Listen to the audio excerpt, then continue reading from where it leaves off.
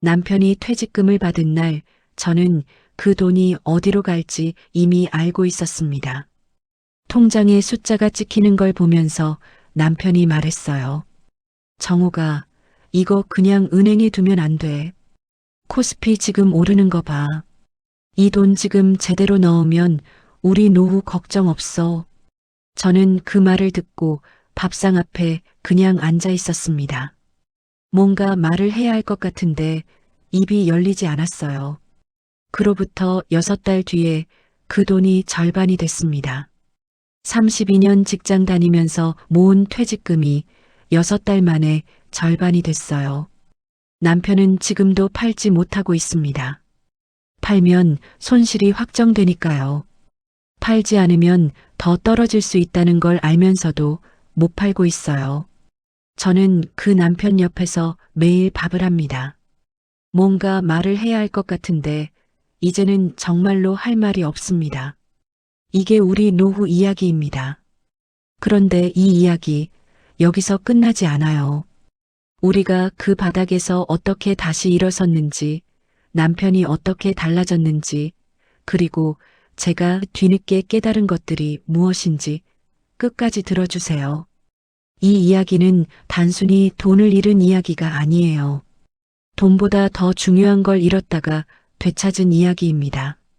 제 이름은 박정욱입니다. 올해 61예요. 남편 최성호는 63입니다. 남편은 지난해 말에 32년 다니던 회사에서 퇴직했어요. 퇴직금이 나왔습니다. 적은 돈이 아니었어요. 32년이잖아요. 근데 그 돈이 지금 절반이 됐습니다. 이게 어떻게 된 건지 처음부터 천천히 이야기해 드릴게요. 남편이 주식을 시작한 건 퇴직하기 2해 전이었습니다. 처음엔 정말 소액이었어요. 월급에서 조금 빼서 해보겠다고 했고 저도 별말을 안 했습니다. 그때는 이게 이렇게 커질 줄 몰랐어요. 그냥 취미처럼 하는 거겠거니 했습니다. 남편이 원래 어떤 사람이냐 하면 30년 넘게 한 회사만 다닌 사람이에요. 이직 한 번 안 했고 부업 한 번 안 했고 적금 하나 꼬박꼬박 부어온 사람입니다. 안정을 좋아하고 모험을 싫어하고 매달 가계부를 쓰는 사람이었어요. 그런 사람이 주식을 한다고 해도 소액으로 용돈이나 굴리는 수준이겠거니 했습니다. 남편이 다니는 회사는 중견기업이었어요.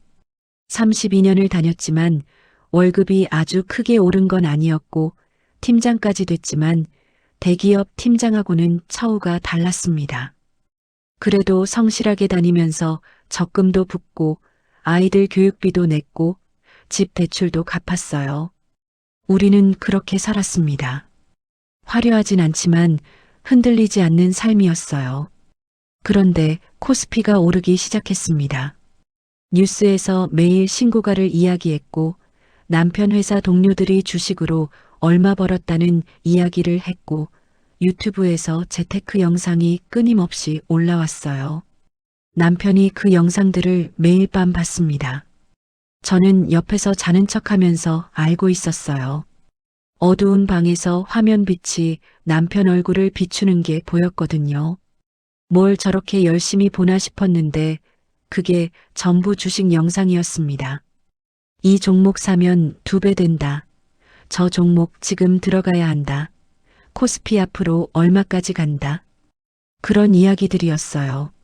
처음 몇 달은 수익이 났습니다. 남편이 신나서 말했어요. 정우가 나 이번 달에 30만 원 벌었어. 저는 잘 됐다고 했습니다. 30만 원이면 괜찮잖아요. 그런데 30만 원이 300만 원이 되고 싶어지는 데는 시간이 오래 걸리지 않았어요. 욕심이 그렇게 자라는 거더라고요. 아주 자연스럽게 아주 조금씩 처음엔 30만 원이 목표였다가 그게 됐으니 이제 300만 원, 그 다음엔 3천만 원. 그 욕심이 커지는 속도가 수익이 나는 속도보다 훨씬 빨랐습니다. 남편 표정이 달라지기 시작한 게 그 즈음이에요. 저녁 밥상에서 주식 이야기를 꺼내는 날이 많아졌어요.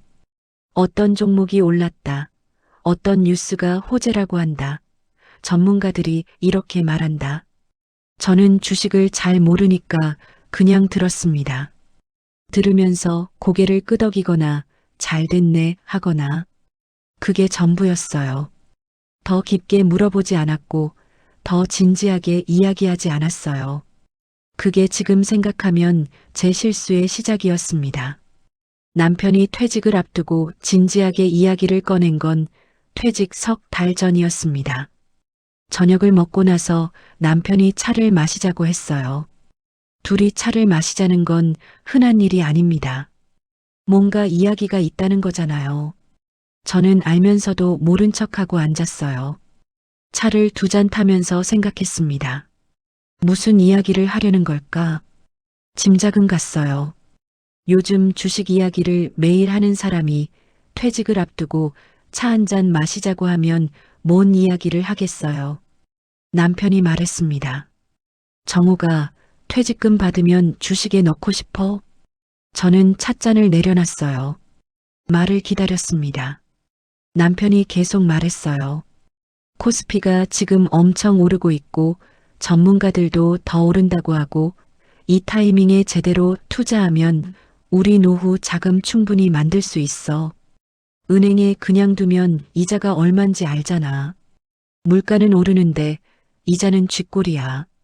그냥 두면 오히려 손해야. 저는 그 말을 들으면서 차를 한 모금 마셨습니다.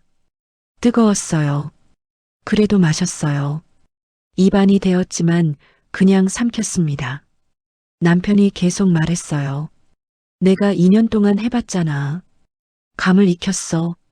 처음엔 몰랐는데 이제는 어떤 종목이 오르는지, 어떤 타이밍에 사야 하는지 조금씩 알겠어. 이번엔 제대로 할 수 있을 것 같아. 퇴직금으로 크게 한번 해보고 싶어. 저는 그때 뭔가 말을 했어요. 조심해야 하지 않겠냐고. 퇴직금은 노후 자금인데 그걸 주식에 넣는 건 위험하지 않냐고. 남편이 말했습니다. 위험하니까 수익이 나는 거야. 위험 없이 수익은 없어. 저는 그 말에 더 이상 뭔가를 말하지 못했습니다. 맞는 말처럼 들렸거든요. 틀린 말이 아니었어요. 근데 맞는 말이라고 해서 옳은 선택이 되는 건 아닌데 그 자리에서 저는 그걸 끝까지 말하지 못했어요. 그냥 차를 다 마셨습니다. 남편이 퇴직한 건 그해 12월이었어요. 퇴직 마지막 날 남편이 회사 동료들이랑 저녁을 먹고 늦게 들어왔습니다. 얼굴이 많이 상해 있었어요. 32년을 다닌 회사를 떠나는 날이니까요. 저는 아무 말 안 했습니다. 뭔가 위로의 말을 해야 할 것 같았는데 이럴 때 말이 오히려 더 상처가 될 수 있잖아요. 그냥 옆에 있었어요.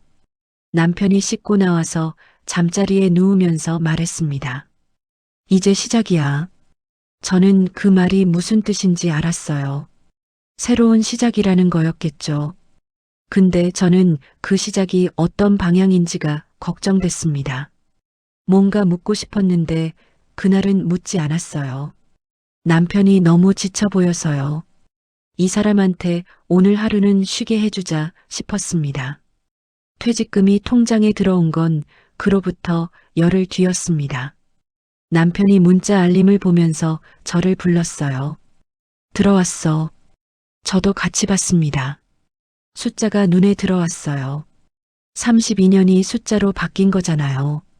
새벽에 일어나 출근하고, 야근하고, 주말에도 나가고, 명절에도 불려가고, 그 32년이 이 숫자로 환산된 거잖아요.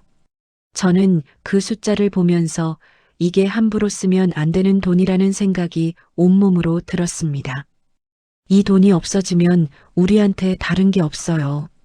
집이 있지만 거기서 살아야 하고 국민연금이 있지만 그것만으로는 살기 빠듯해요. 이 퇴직금이 우리 노후의 실질적인 전부였습니다. 남편이 그 돈을 주식 계좌로 이체했습니다. 처음엔 절반만 넣겠다고 했어요. 저는 그 말을 들으면서 절반은 됐다고 생각했습니다. 절반은 예금으로 두는 거잖아요. 절반이 위험해지더라도 절반은 지키는 거잖아요. 그래서 별말을 안 했습니다. 지금 생각하면 그때 더 강하게 말했어야 했어요. 절반도 안 된다. 잃어도 되는 돈만 해라.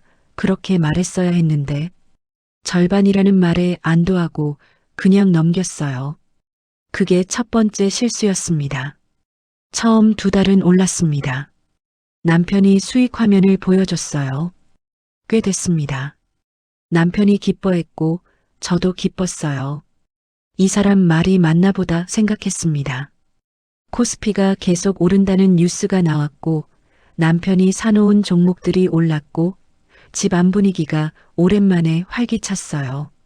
남편이 밥을 잘 먹었고 말이 많아졌고 저녁에 일찍 들어왔습니다. 직장을 다닐 때보다 오히려 더 밝아 보였어요.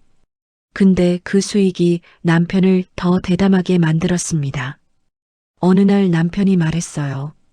정호가 나머지 절반도 넣으면 어떨 것 같아? 저는 그 말을 듣고 잠깐 멈췄습니다. 나머지 절반이요. 예금으로 묶어둔 그 절반이요. 저는 그때 말렸어야 했어요. 분명히 말렸어야 하는 순간이었어요. 수익이 나고 있으니까 기분이 좋은 건 알겠는데 수익이 나고 있는 지금이 오히려 더 신중해야 할 때라는 걸 말했어야 했습니다. 근데 저는 말리지 못했어요.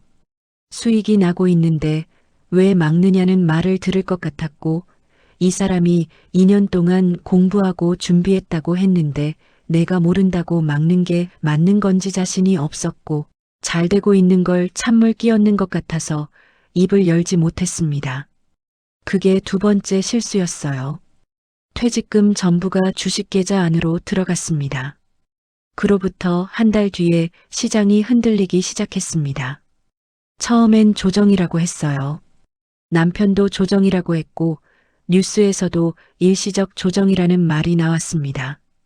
저는 그 말을 믿었어요. 조정이라는 말이 잠깐 내려갔다가 다시 오른다는 말처럼 들렸거든요. 기다리면 된다고 생각했습니다. 근데 조정이 조정으로 끝나지 않았어요.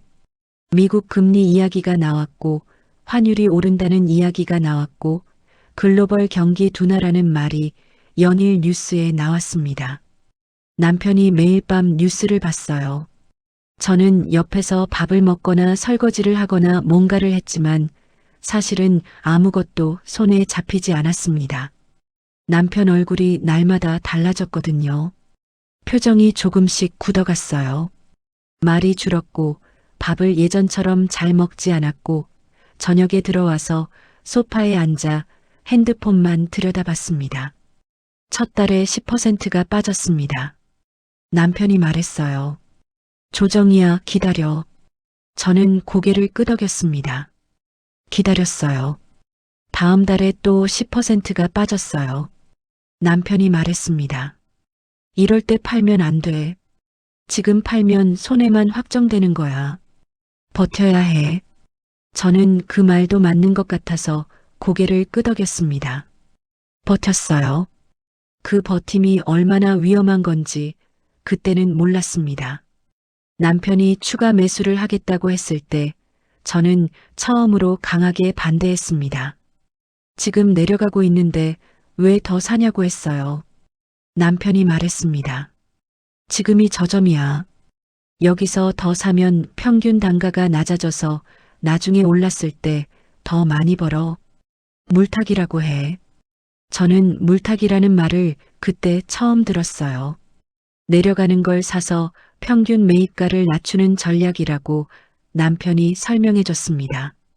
이론으로는 맞는 말이에요. 근데 그러려면 더 내려가지 않는다는 전제가 있어야 해요.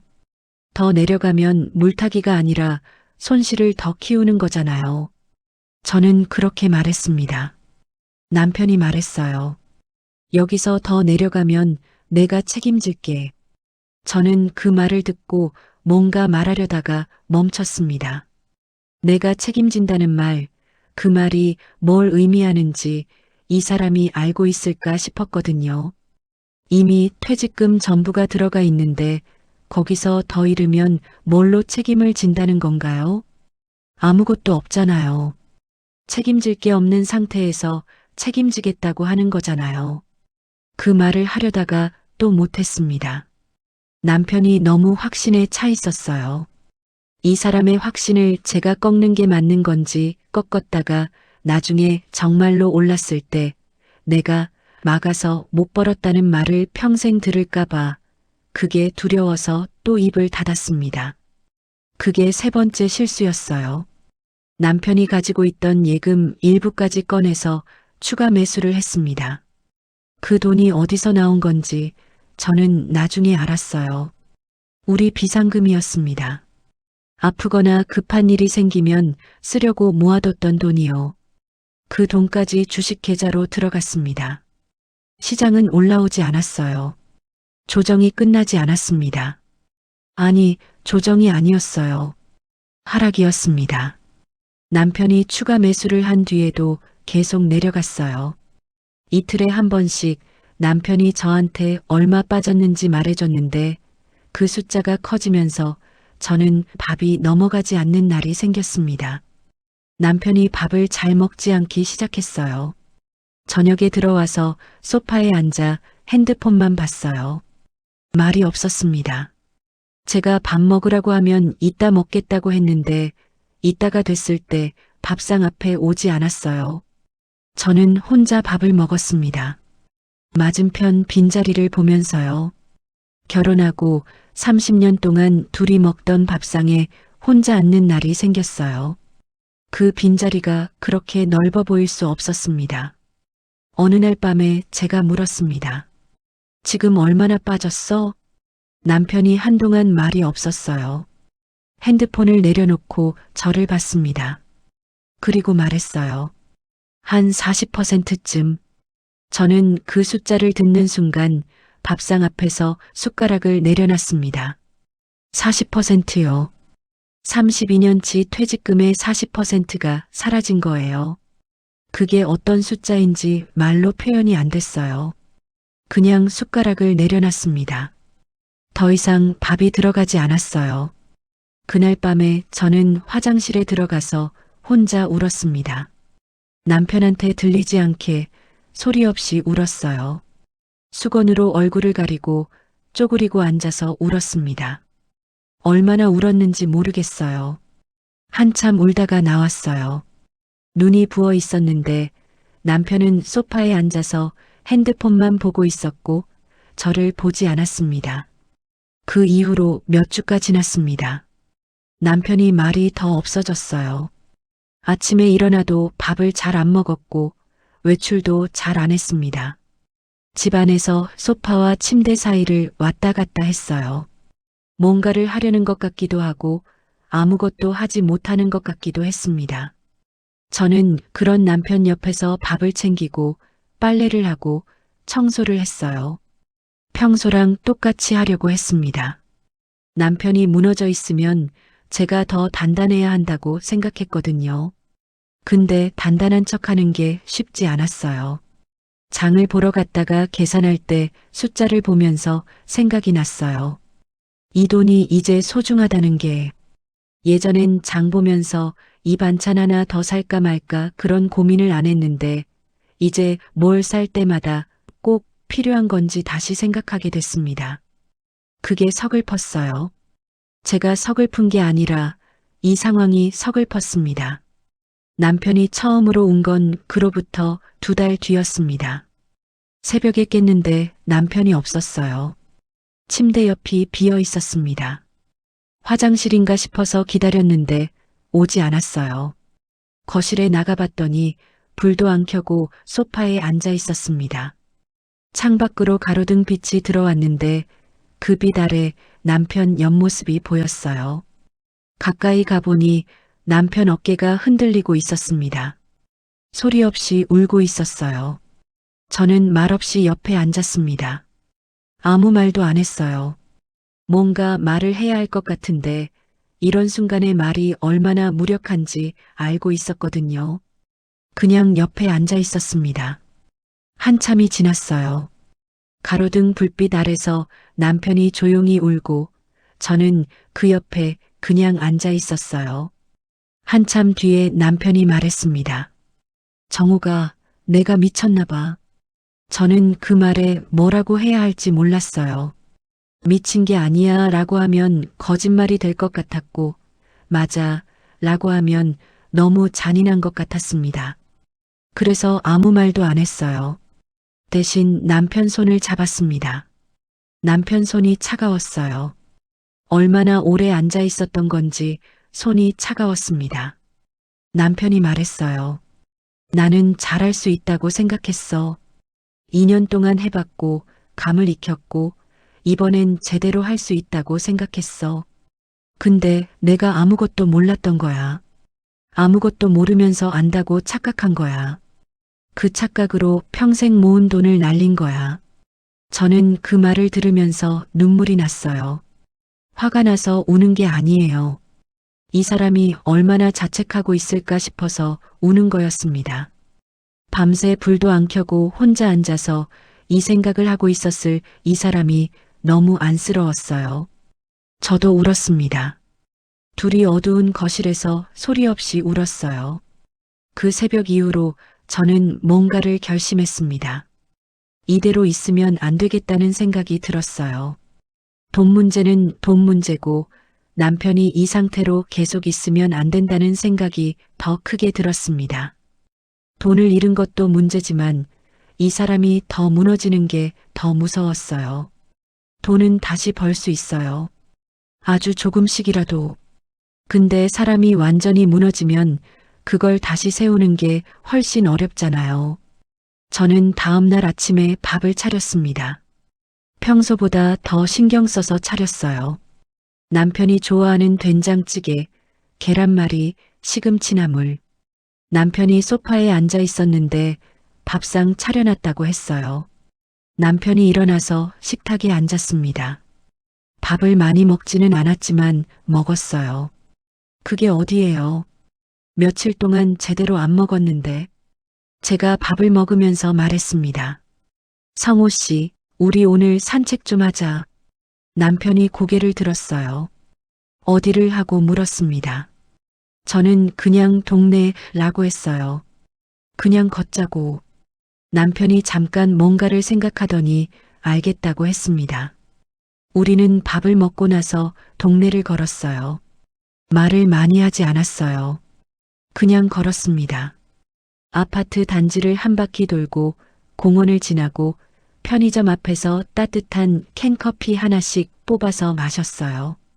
남편이 커피를 마시면서 하늘을 봤습니다. 저도 봤어요. 하늘이 파랬어요. 그냥 파란 하늘이었는데 그날따라 그게 눈에 들어왔습니다. 산책을 시작한 뒤로 남편이 조금씩 달라졌어요. 하루에 한 번씩 나가자고 했어요. 처음엔 제가 먼저 하자고 했는데 어느 날부터 남편이 먼저 나가자고 했습니다. 가까운 공원을 걸었어요. 말을 많이 하지 않아도 됐습니다. 그냥 옆에서 걷는 거, 그게 됐어요. 걸으면서 가끔 이야기를 했어요. 요즘 날씨가 어떻다, 젖꽃이 벌써 폈네, 별것 아닌 이야기들이었습니다. 주식 이야기는 걸으면서 한 번도 꺼내지 않았어요. 남편도 안 했고 저도 안 했습니다. 그 이야기는 집에서 하는 걸로 뒀어요. 걷는 시간만큼은 그 이야기에서 벗어나게 해주고 싶었거든요. 한 달쯤 지났을 때 남편이 걸으면서 말했습니다. 정우가 나 뭔가 해야겠어.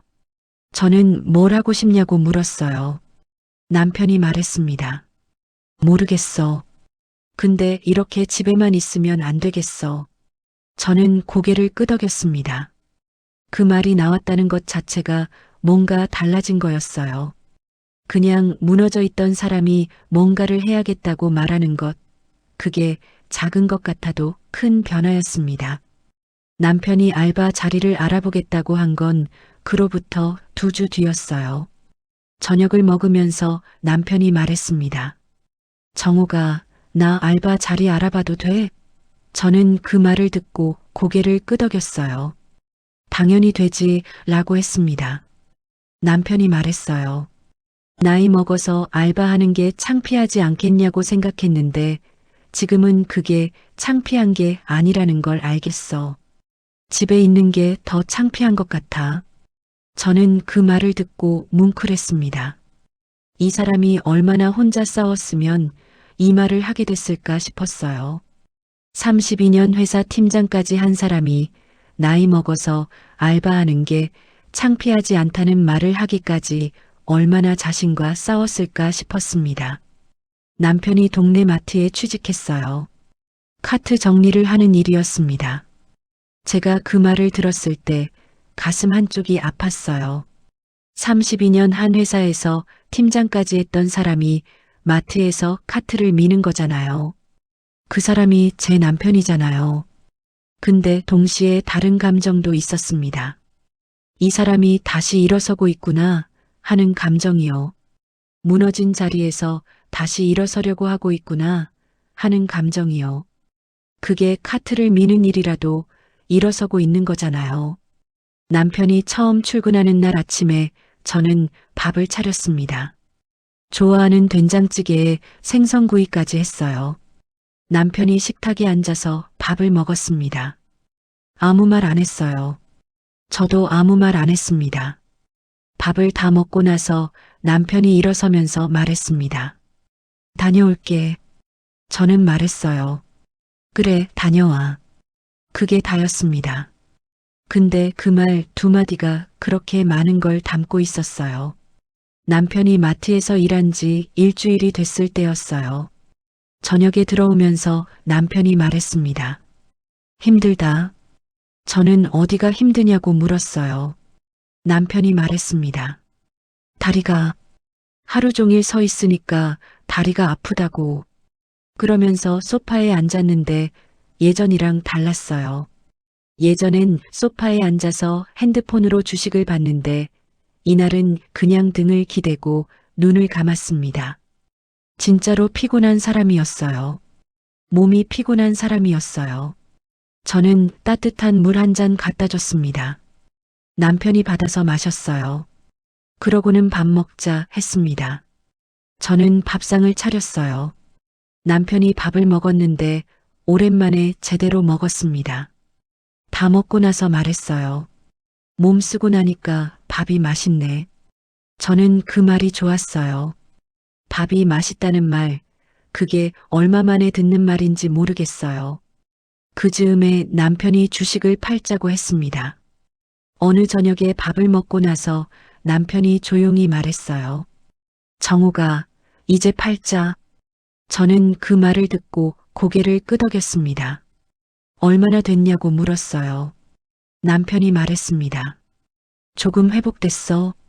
처음보다는 나아. 그래도 아직 원금의 30%는 잃은 상태야. 30%요.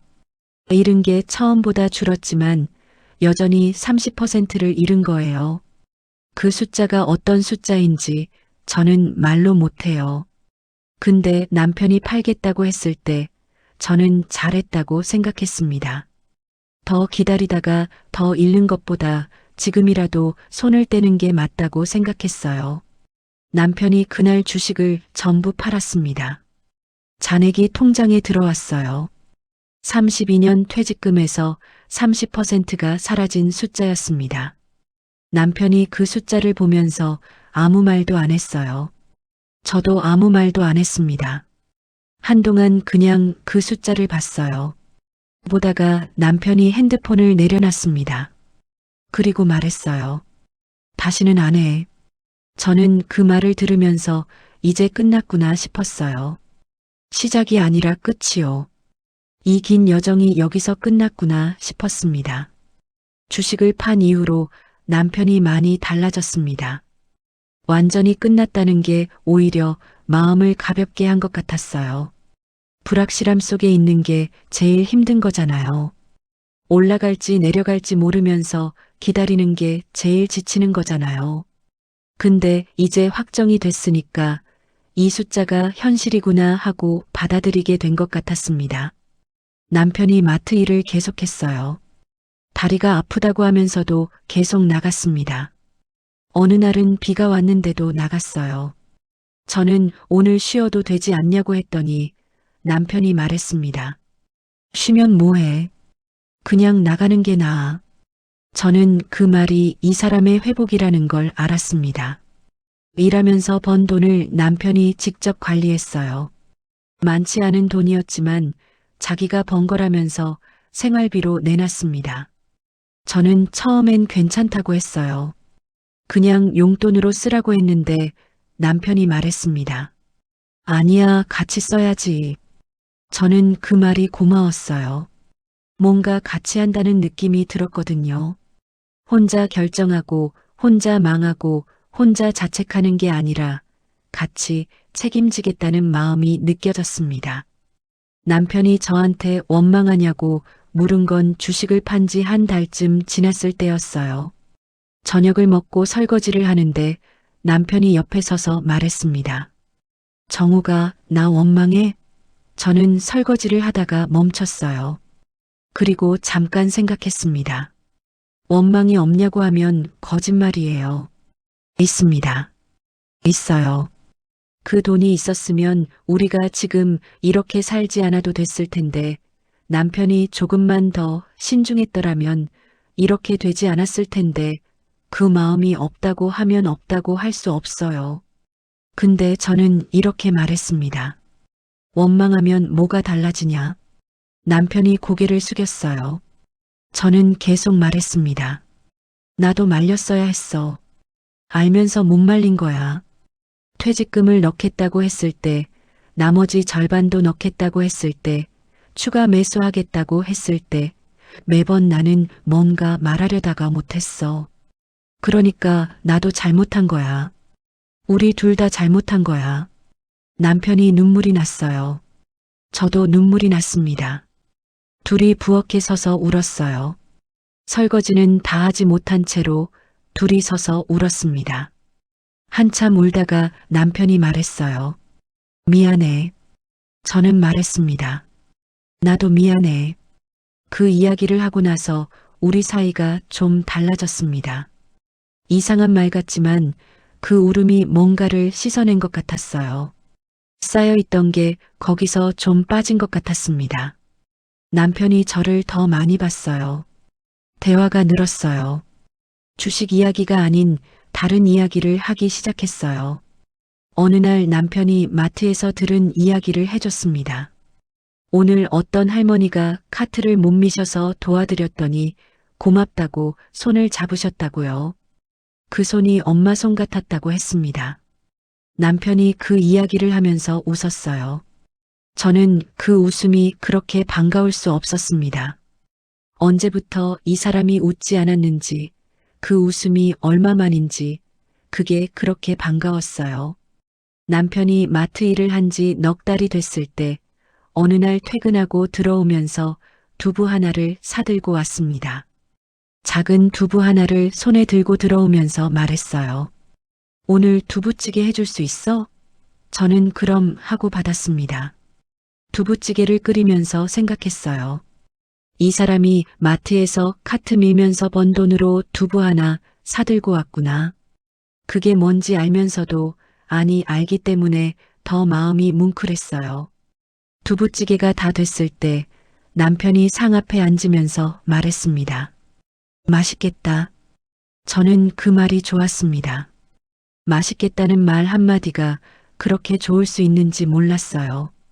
우리가 밥상 앞에 마주 앉아서 두부찌개 먹는 게 이렇게 소중할 수 있는지 몰랐습니다. 남편이 두부찌개 한 그릇을 다 먹었어요. 더 있냐고 했습니다. 저는 있다고 하면서 더 퍼줬어요. 남편이 두 그릇을 먹었습니다. 오랜만에 밥을 그렇게 많이 먹는 걸 봤어요. 저는 밥을 먹으면서 눈물이 날 것 같았는데 참았습니다. 밥 먹다가 울면 안 되잖아요. 요즘 우리 생활이 어떤지 말씀드릴게요. 남편은 여전히 마트에서 일합니다. 몸이 예전 같지 않다고 해요. 다리도 아프고 허리도 아프다고 해요. 근데 쉰다는 말을 안 해요. 쉬면 이상하다고 해요. 일하는 게 이제 당연해진 것 같아요. 저는 그게 좋습니다. 저는 파트타임 일을 늘렸어요. 주 사흘이었는데 주 닷새로 늘렸습니다. 피곤해요. 몸이 예전 같지 않은 건 저도 마찬가지예요. 근데 우리 둘이 같이 버는 거라는 생각이 드니까 피곤하면서도 하게 됩니다. 혼자 버는 것보다 같이 버는 게 덜 외롭잖아요. 잃은 돈이 다 돌아오지는 않았습니다. 아마 다 돌아오지 않을 수도 있어요. 그 돈이 없어서 불편한 건 사실이에요.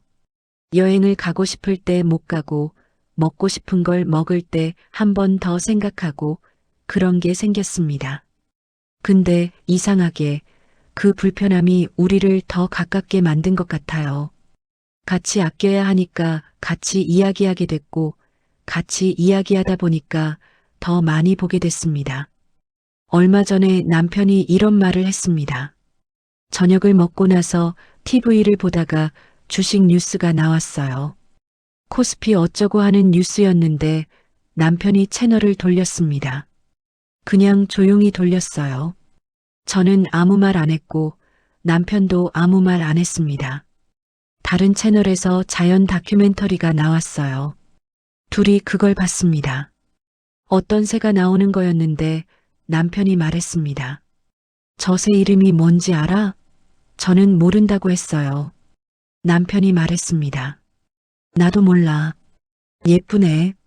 저는 그 말을 듣고 웃었어요. 예쁘네 라는 말이요. 이 사람이 새를 보면서 예쁘다고 말할 여유가 생겼구나. 그 여유가 얼마만인지 몇 달 전 불도 안 켜고 소파에 앉아 울던 그 사람이랑 지금 새 보면서 예쁘다고 하는 이 사람이 같은 사람인지 싶었습니다. 같은 사람이에요. 근데 달라진 거예요. 삶이 그 사람을 바꾼 거예요. 이 이야기를 듣고 계신 분들한테 솔직하게 말씀드리고 싶어요.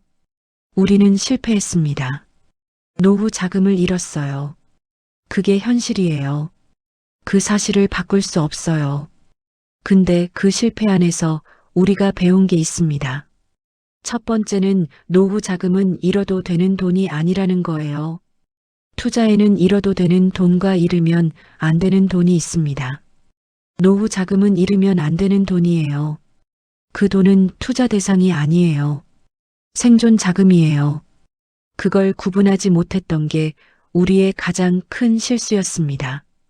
젊었을 때는 잃어도 다시 벌면 되지만 우리 나이에 이르면 다시 벌 시간이 많지 않아요. 그 차이를 알아야 합니다. 두 번째는 수익이 날 때가 제일 위험한 순간이라는 거예요. 남편이 처음에 수익이 났을 때 그게 자신감이 됐고 그 자신감이 나머지 절반까지 넣는 결정을 하게 만들었습니다.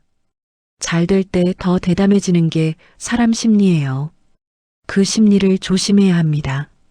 잘 될 때 신중해야 해요. 잘 될 때 원칙을 세워야 해요. 세 번째는 모르면 말해야 한다는 거예요. 저는 주식을 몰랐습니다. 모르니까 남편이 한다는 걸 그냥 뒀어요. 근데 몰라도 말할 수 있는 게 있어요. 이건 우리 노후 자금인데 이 돈을 다 넣는 게 맞아? 이 질문 하나는 할 수 있었습니다. 그 질문을 매번 하려다 못한 게 지금도 후회가 됩니다. 모르는 게 침묵의 이유가 되면 안 돼요. 모르기 때문에 더 크게 물어야 합니다. 네 번째는 부부는 돈 이야기를 같이 해야 한다는 거예요. 저는 남편이 주식을 하는 걸 알면서도 얼마를 넣는지, 어떻게 되고 있는지 제대로 파악하지 못했어요. 남편도 저한테 다 이야기하지 않았고, 저도 깊이 물어보지 않았습니다. 그게 잘못이었어요. 돈은 둘이 같이 버는 거고, 같이 쓰는 거고, 같이 잃는 거예요. 그러니까 돈 이야기는 같이 해야 합니다. 불편하고 어색해도 같이 해야 해요. 마지막으로 한 가지만 더 말씀드릴게요. 지금 남편이 주식하겠다고 한다면 막으세요. 못 막겠으면 같이 하세요. 같이 하면서 딱 하나만 지키세요. 노후 자금은 절대로 손대지 말자는 것. 그 선 하나만 지키면 우리 같은 일은 생기지 않습니다. 잃어도 되는 돈과 잃으면 안 되는 돈, 그 구분 하나가 노후를 지킵니다. 저는 그 선을 지키지 못했어요. 지키려고 했지만 결정적인 순간마다 입을 닫았어요. 그래서 지금 이 이야기를 하고 있습니다. 이 이야기가 누군가한테 그 선을 지키는데 조금이라도 도움이 됐으면 합니다. 이 이야기를 하는 이유가 그거예요. 오늘 저녁에 남편이 마트에서 귤 한 봉지를 사들고 들어왔습니다. 현관에서 신발을 벗으면서 말했어요. 오늘 세일하던데. 저는 받으면서 잘 샀다고 했습니다. 부엌에서 귤을 씻으면서 생각했어요. 이 사람이 카트 밀면서 번 돈으로 귤을 사들고 왔구나. 그게 뭔지 알면서 알기 때문에 더 귀한 귤이었습니다. 밥상에 귤을 놓으면서 남편이 말했습니다. 달겠다. 저는 그 말을 들으면서 웃었어요. 달겠다는 말 한마디가 이렇게 좋을 수 있는지 몰랐습니다. 노후가 계획대로 되지 않았어요. 여행 다니고 맛있는 거 먹고 여유롭게 살고 싶었는데 그 계획은 없어졌습니다. 근데 지금 이 밥상이, 이 귤 한 봉지가, 이 달겠다는 말 한마디가 나쁘지 않습니다. 잃은 게 많아요.